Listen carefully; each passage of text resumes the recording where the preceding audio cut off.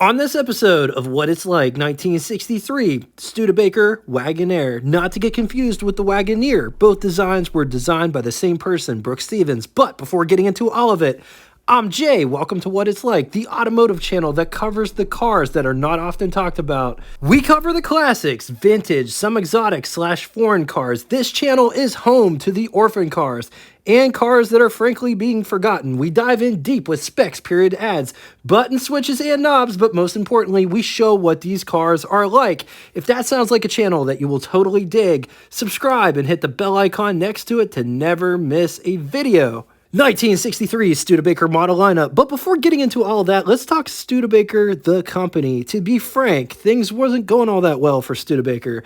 The South Bend plant, where it all started back in 1852, not with cars, but with wagons. People often refer to Oldsmobile as America's oldest automotive manufacturer. Not a lot of people know that Studebaker predates them. They've been around for way longer. Anyway, the South Bend, Indiana plant closed in December of 63, because there just wasn't enough capital to keep it running, which is a total bummer because 62 sales actually saw an uptick over the 61 sales. So what gives? What happened? In a nutshell, the media blows things way out of proportion. They still do. They started running ads saying, if you buy a Studebaker, you will be buying an orphan car that will be extremely hard to get parts for. Nobody wanted a car that they couldn't get parts for. It was a different time. Like, you couldn't get on eBay and find a cheap knockoff Chinese part to hold you over until you found the good part. If it was an orphan car, you had to go and look for stuff. People didn't want that. They wanted simplicity. They wanted convenience. If it was an established dealer, you just took your car back to the dealership and they fixed it. Anyway, with the closure of the South Bend plant in December of 1963, Studebaker was down to one plant, Hamilton, Ontario, Canada. So, cars made after December of 63 were made in Canada. It's also worth mentioning that Studebaker had a plant in Australia. But after the South Bend plant closed in 63, the factory in Australia was handed to Continental and Generals. Studebaker didn't go bankrupt technically, they just stopped making cars.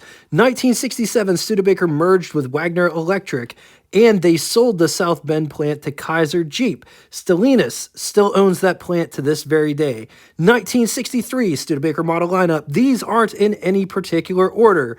Champ, pickup truck and truck series, Gran Turismo Hawk, Avanti, and then there was the Lark. Studebaker offered the compact Lark from 1959 to 1966 in 3 generations. 1963 falls in the second generation, which had a production run from 1962 to 1963. The Studebaker Lark could be had in many trim levels and or models. The Cruiser, which was marketed as America's first and only Limousette, the Daytona, Custom, Regal, and then there was the Wagonaire, designed by Brooks Stevens, who also designed the Kaiser Wagoneer. Studebaker would offer the Wagonaire for 3 years. Bit of conflicting information. Some sources say 3 years. Some other sources say that it was discontinued in 1966 when the company stopped making cars. So 1963, 64, 65, perhaps 66. What made the Wagoneer so special was the removable sliding roof. The idea was if you had to haul tall things, like say you were out in town and you found a really good stellar deal on a refrigerator, you could just stick it in the back out of the roof. One drawback to this design was they leaked from the factory in the front. They didn't seal properly. To combat that, they offered a sliding roof delete or a solid steel top for $100 less. So just to be aware, they offered both in 63 and 64. You could have either a sliding roof or a fixed roof. In 65, it was sliding roof only. They did offer a Daytona version in 63 and 64. You could get the R series found in the Avanti. So let's compare 63 on top, 64 on the bottom, starting in the front. They changed the front fascia and sheet metal on the 64, making 63 a one-gear only body style for the Wagoneer design. Totally different from the front. Maybe the bumpers have been revised. I've seen the bumpers with and without the overriders and or bumperettes and or guards. Everybody calls them something different. The 63 grille is more pronounced or protruded, and the lights are recessed. On the 64, the grille doesn't extend past the hood. The lights are still recessed. Turn signal indicators have been relocated. Hood ornaments have been revised. Looking at the side profile, both are very similar yet different. Gas filler and taillight placements are the same. Just look at how different the front fenders are. Rear view, top image is flipped. Bumpers look the same. Taking a look at the dash, very similar, if not the same. Which one do you prefer in the comment section below? Let's talk specs. 190.18 inches long, 71.25 inches wide. It's 57 inches tall. It rides a wheelbase of 113 inches. It weighs 3,140 pounds. Price, $2,565, which is equivalent to you spending $25,428.96 in the year 2023. Total wagons that were produced was 11,915. Moving on to engines, only 2 engines on offer. We're not getting into all of the R engines. When we do an R Wagonaire, we will definitely cover those. Starting in the basement, Skybolt 6, 170 cubic inch displacement, inline 6, 2.8 liters. It's good for 112 horsepower at 4,500 RPM, 154 pound-feet of torque at 2,000 RPM. Compression 8.5 to 1. This engine weighs roughly 562 pounds when connected to the 3-speed manual. 15.3 seconds. Theoretical top speed 89 miles per hour. Average fuel economy is 15.8 miles to the gallon. Moving on to the V8 option, 259 cubic inch displacement V8, 4.2 liters. It's good for 180 horsepower at 4,500 RPM. 260 pound-feet of torque at 2,000 RPM with a compression rating of 8.5 to 1, features 5 main bearings. This engine weighs between 625 to 640 pounds. When mated to the 3-speed manual, 0 to 60 could be had in 9.9 seconds. Theoretical top speed 108 miles per hour. Average fuel consumption 14.8 miles to the gallon.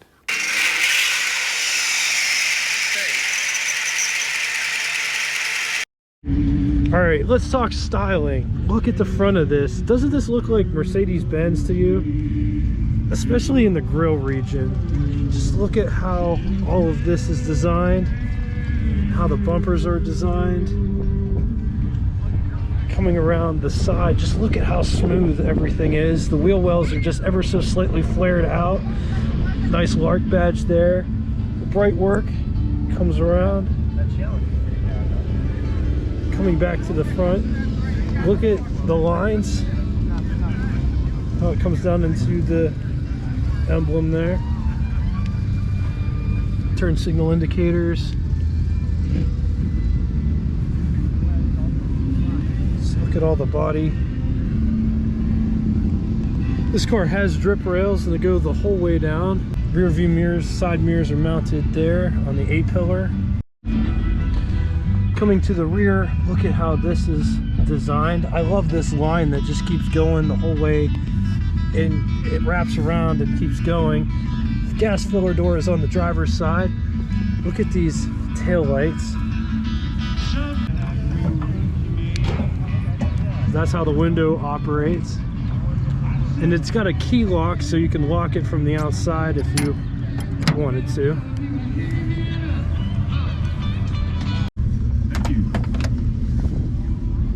What the door looks like and the door panel. Look at all of the different colors going on. It's like tritone. Armrest, door handle to pull the door shut. This is the window crank for the big window. It operates like this. See how cool that is? Vent window.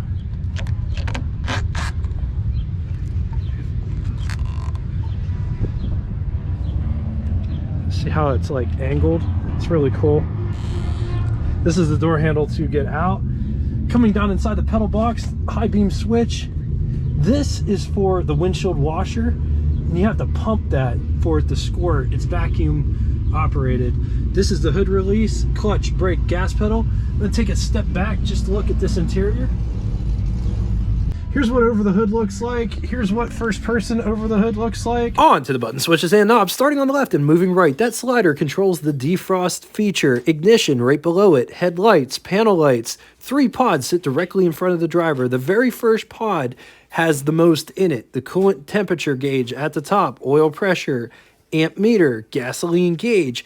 In the center, that was an option. Perhaps it was for a clock or maybe the tachometer. Speedometer with odometer inside of it. These are original miles. This car is owned by the grandson of the owner who bought it original back in 1963. The slider off to the right hand side is for heat, fan / blower motor, wiper, lighter. Up above there are sun visors and they look like this. I love the instructions for the top. There's a nice rear view mirror there, as well as another sun visor for the passenger. Let's take a real quick gander at the greenhouse or the pillar to glass ratio. This is what visibility looks like out the rear from the front seat. So this is the door situation in the back. It's a lot like the front door, only it's in the back. Armrest is also in a different location. Door handle to pull the door shut, window crank for the big window, door handle to get out. This is how much space you have in the rear and the seat profile. Notice there isn't a dome light. The roof is retractable. There isn't any coat hooks either. This vehicle is plain Jane. It's got the vinyl floor, the vinyl seats.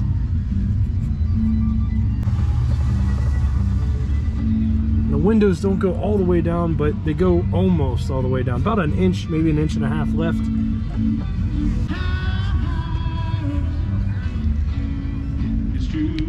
Just look at that roof.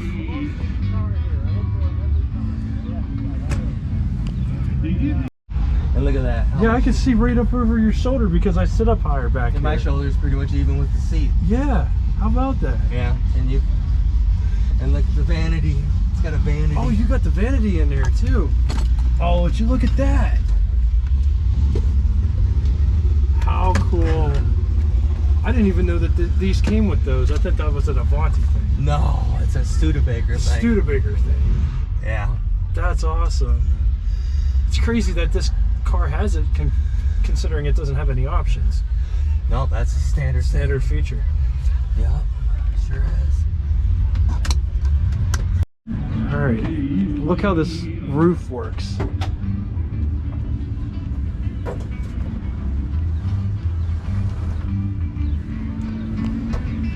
don't have a strength.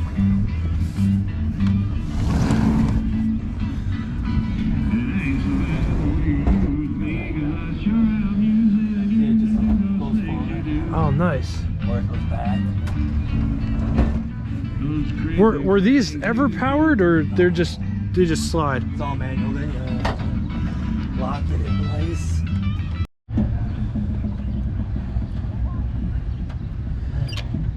That's awesome.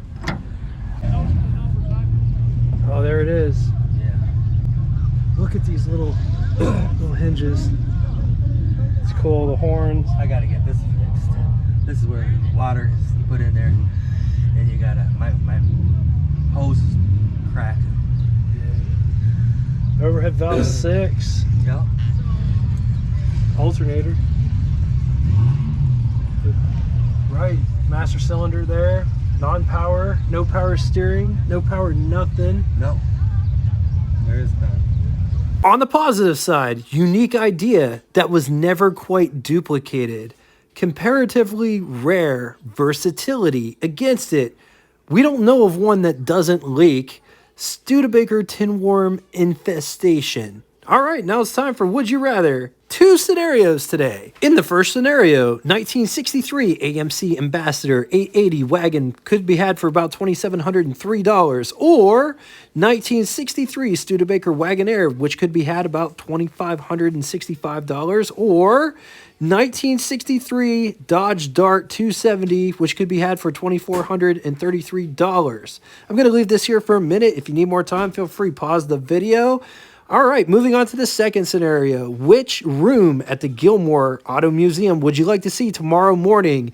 I don't know what the first room was called. It's like the expensive room with all the Duesenberg Stutz. There was a Marmon in there, Cadillac V16, or the Pierce Arrow building, or the Franklin building. I'm going to leave this here for a minute. If you need more time, feel free to pause the video. Now it's time for Name That Tune. First person to get both the name of the band and song title correctly will have their comment pinned to the top of the comment section. Thank you all so much for coming out and watching this. If you'd like to get in touch with me, shoot me a comment in the comment section below, or check out our Facebook group that correlates with this YouTube channel. If you don't have Facebook and would like to reach out to me, send me an email. All of that will be linked in the description below. Just know I appreciate all of the support. And until next time, here's some scenes for our next episode. 1989, Land Rover. 90 turbo diesel. That's what's next on What It's Like. Tune in tomorrow at 4:30 Eastern Standard Time to catch that episode, or Pennsylvania time, I should say, because we're on daylight time now. And until then,